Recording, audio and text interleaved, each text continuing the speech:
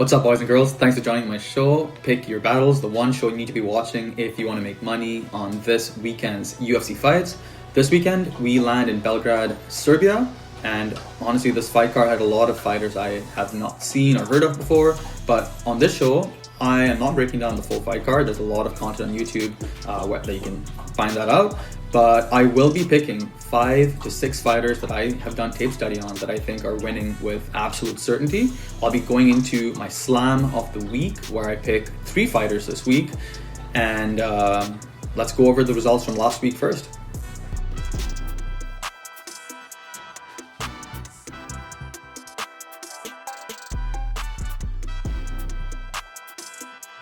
And there you have it. Yeah, those Slam of the Week picks came through last week. Hopefully you profited from it. Axel Sola went out, looked absolutely spectacular against his opponent Ismail Bonfim.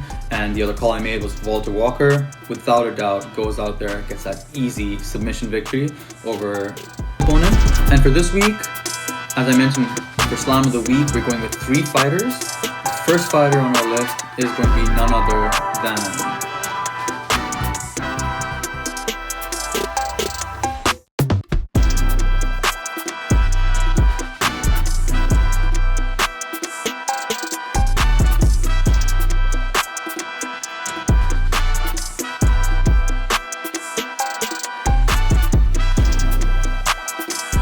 second fighter of the Slam of the Week, we're going with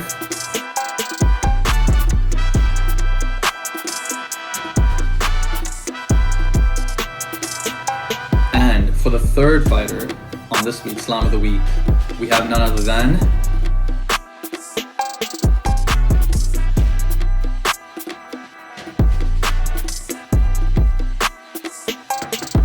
there you go, guys. This week we're going with Bogdan Grad, Michael Oliveira, and Uros. Hopefully you guys tail and make some money.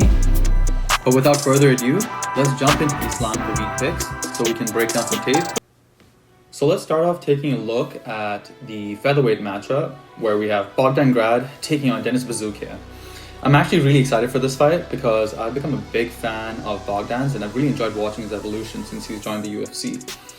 Denis Buzukja, on the other hand, he comes out of Ray Longo's gym alongside guys like Aljamain Sterling, and I laugh because he's actually one of the more disappointing fighters on the UFC roster at the moment. The sportsbooks have Bogdan as a 2-1 favorite, and honestly I think the line should be even wider. Both of these guys earned their UFC contracts through the Dana White's Contender Series promotion, but I think that Bogdan has shown far more growth since he's got to the promotion. He's the more unpredictable striker, mixing in spinning attacks and throwing with real power. But what impresses me most in his fights is actually his fight IQ. He understands exactly how to win the fights that he's put in. If he's facing the better striker, like Luke Riley for example, he'll be leaning on his own wrestling to neutralize the range and mix together single and double leg takedowns. If he has someone backed up against the fence, he's happy to stay there, landing elbows, knees to the legs, and slowly wearing his opponent down. Even in fights where Bogdan gets hurt, I like the decisions that he makes because he doesn't panic. He finds ways to wrestle, regain control, and he puts himself in a position where he can win the fight, or at least win the round. The Lucas Alexander fight is actually a perfect example of exactly this. Bogdan was down a round, he lost round 1, and he was getting outstruck early, but instead of forcing exchanges, he recognized a lazy kick that Lucas Alexander threw in round 2, caught it, and turned it into a takedown.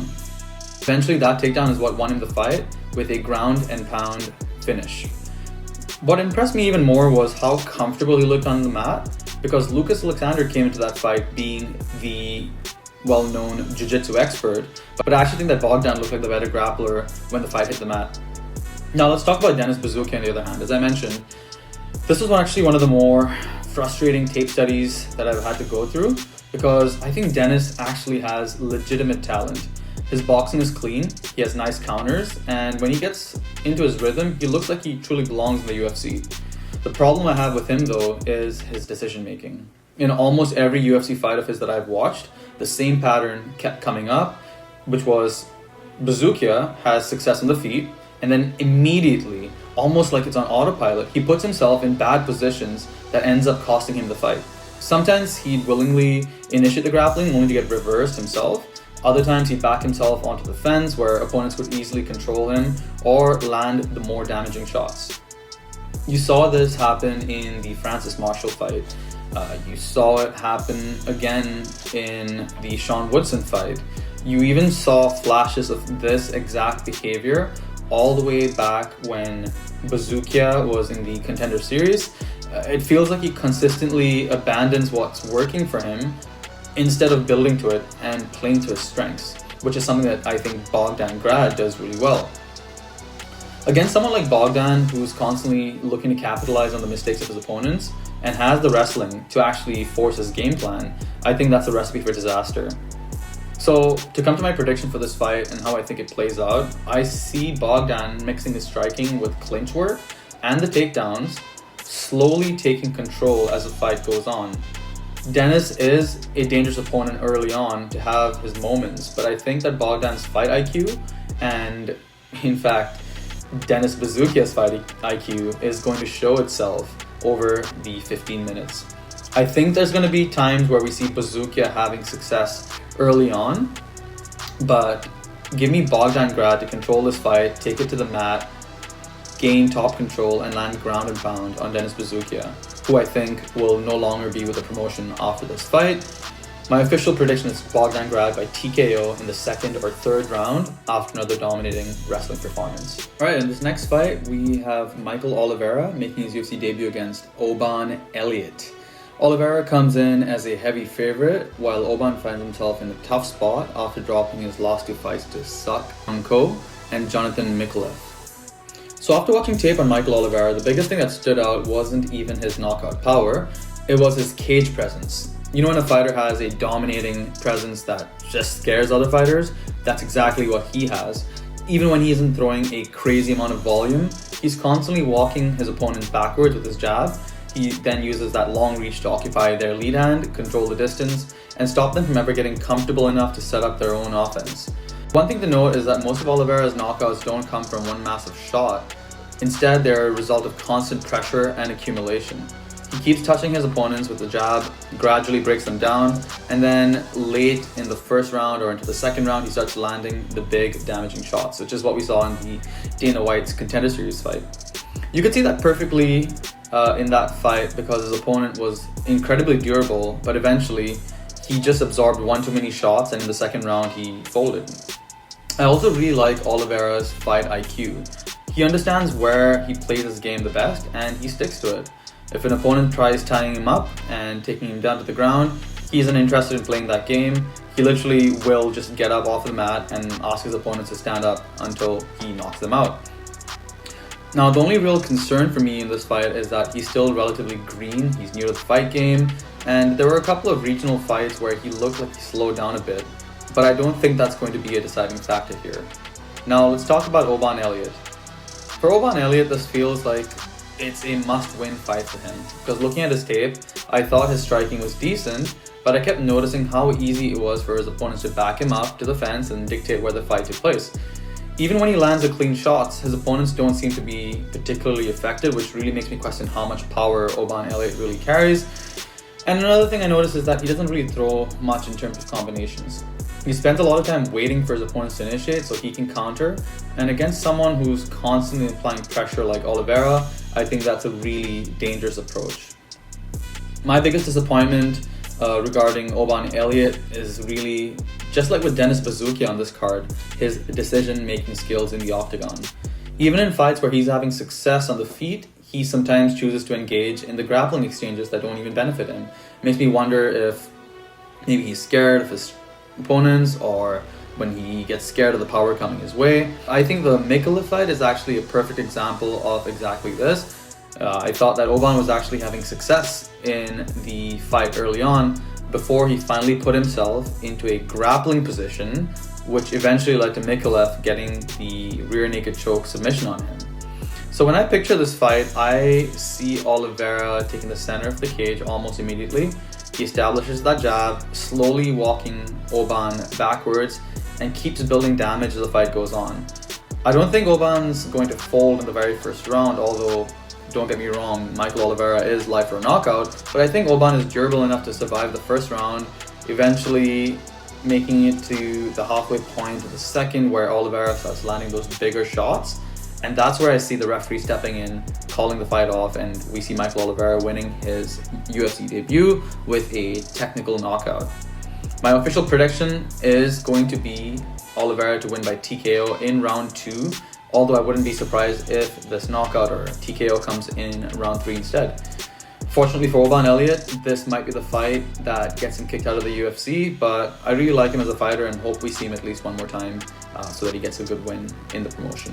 For the next pick of Slam of the Week, in the main event, we have Uros Medic taking on Daniel Rodriguez. Both fighters come out of the southpaw stance, and Daniel Rodriguez, or D-Rod, has a 3-inch reach advantage, although I don't think this is going to really help him in this fight. The biggest talking point about this fight is not really anything to do with the usual injuries or training camp, but rather D-Rod was only released in April of 2026 this year from Mexican jail after spending almost 9 months there. The reason he went to jail was he crossed the US border into Mexico carrying a bag of weed, and unfortunately that ended up costing him that time before his fight. I think this is the most important point to know about this fight because at this highest level, having access to specialized training for your next opponent, sports facilities, trainers, nutritionists, you name it, it all goes a long way into getting the fighter a win. So let's start off talking about Daniel Rodriguez. Even outside of his prison incident, where he got stuck for the last 9 months, I don't rate him as highly as the wins that he's had. I don't rate Rodriguez's wins as highly because they come to mostly lower level competition. And even though he's riding a 3-fight winning streak right now with wins over Kevin Holland, Santiago Ponzinibbio, and Alex Morono, these fighters, in my opinion, are really on their last leg in the promotion. Speaking of, he looked horrible in that last win against Kevin Holland. Talk about a fight that just has twists and turns that you don't expect to see. But I really think that was more a factor of Kevin Holland not fighting well rather than Daniel Rodriguez being the better fighter, as I really expected Kevin Holland to show up in that fight, but hey, from now on, we don't trust Kevin Holland at all. So as I mentioned, D-Rod also stands out of the southpaw stance, but aside from that, there's nothing really special to mention about his striking. Honestly, he looks really sloppy, and the kind of striking he has is going to get him knocked out very soon. Watching tape, I couldn't help but notice how sloppy D-Rod's striking is, especially when he advances. And this was before he spent 9 months in jail, not having access to the right coaches and preparation for this fight camp. Now let's look at Uros Medic. Uros Medic is someone, on the other hand, who's been training with a world-class team, building on successful wins against Jeff Neal, Muslim Salikov, and Gilbert Urbina, who also fights on this card. In my opinion, he's the hungrier fighter who has a lot more to lose in terms of his stock in the organization if he's not able to get someone like D-Rod out in the first couple of rounds. In his last couple of fights, he has beat opponents that are fighters that I also think would beat the current day version of D-Rod that we have. Now, while I have noticed a pattern that worries me about Uros Medic, basically it seems like he always eats a punch before he comes alive in fights. I really don't think that D-Rod is going to be someone that presents enough of a problem in this area where he has power to finish someone like Medic. And really this is only something that we've seen Punahele Soriano, another fighter in the division, do. And that came as a result of Uros Medic leaving the pocket with his hands down, which I really haven't seen him do since that fight. So I really don't think this is going to be an issue. Now, with this being Uros Medic's first fight in home territory, the first main event in home territory, with the momentum he's riding, I'm going to say that Daniel Rodriguez's luck has run out. For my official prediction for this fight, give me Uros Medic to win dominantly by knockout in either the first or in the second round. Alright, in this next middleweight bout, we have Dusko Todorovic taking on Robert Valentin. Now, while these two aren't that far apart in age, they've taken very different amounts of damage throughout their careers. Stylistically, I also think it's an interesting clash. Dusko is a pretty sloppy striker who likes to wrestle and force his opponents against the cage. On the other hand, with Robert Valentin, grappling is clearly his strongest weapon, and his striking still feels like it's a work in progress, something that he's learning in the UFC. So let's start off by talking about Dusko. Dusko is coming off his first win since beating Jordan Wright, who's a fighter no longer in the UFC, back in 2022.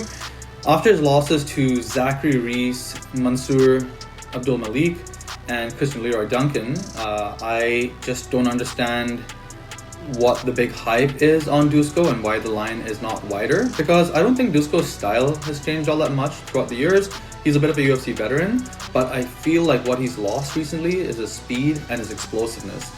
So one thing that really stood out for me is how much damage Dusko absorbs. There are moments where he leaves his head hanging out while shooting for takedowns, and against someone with real knockout power, that's a recipe for disaster. Now, I don't think Robert Valentin is the one to knock Dusko out in this fight, but on the flip side, Dusko does actually have a durable chin. He's eaten some huge shots over a few fights and he's kept coming. The question is whether Robert Valentin actually has the power to capitalize on these openings. Now, let's talk about Robert Valentin. I was really happy to see him finally pick up a win in UFC Winnipeg, the first win in the UFC. It was also his first UFC submission, and although he submitted one of his opponents with an armbar back in the Ultimate Fighter, outside of that, most of his finishes are rear naked chokes and mostly come over lower level opposition. So I think Robert, as I mentioned, is still learning striking on the job.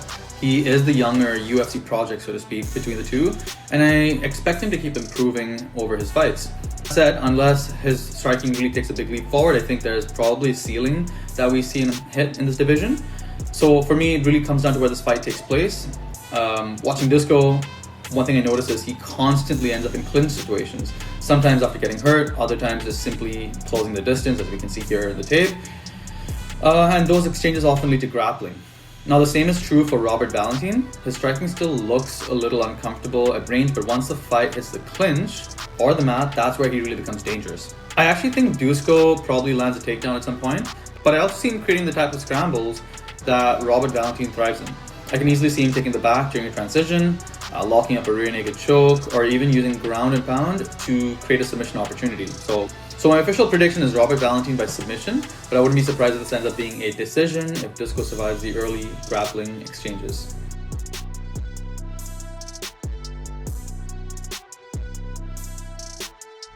And this next fight, we have Vlasto Chepo taking on Gilbert Urbina. Urbina comes into this fight on a 2-fight losing streak in the UFC after getting finished by Uros who's headlining this card, and Charles Radke, who's a decent fighter in the UFC. When I first started watching tape on this fight, I really went in expecting to pick Chepo. He is fighting at home. The sportsbook have him winning this fight at a 76% chance, and on paper it looks like Urbina might be fighting to keep his place in the UFC. But after watching tape, I did completely change my mind. In fact, I really think this fight is more a 50-50 chance than what the odds suggest. And for me, the biggest question is really simple. It is, can Chepo get the fight finished in under 4 minutes?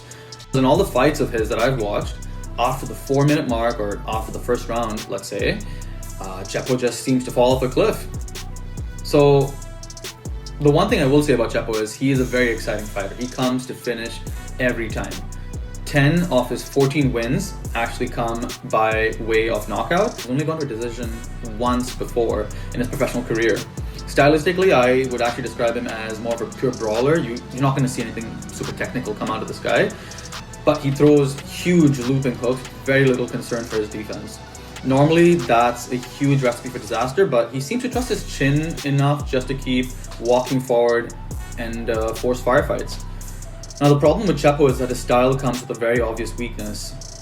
Once his opponents survive the early storm, Chepo starts slowing down dramatically, like I mentioned. You can see him accept positions against the fence instead of fighting to escape, and when he gets taken down, there's not really any urgency that I see Chepo fighting to get back to his feet.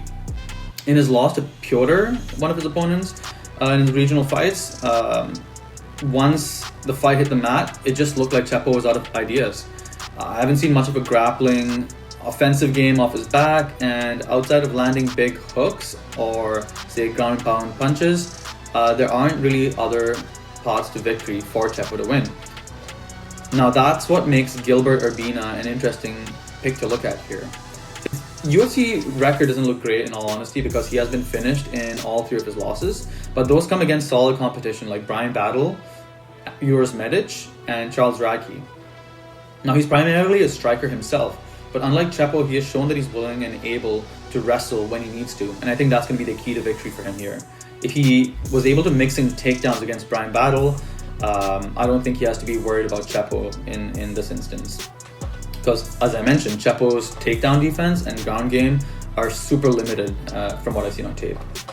So this is an absolutely do or die situation for Gilbert Urbina, because if he loses this fight, that's pretty much the end of the road for him in this organization.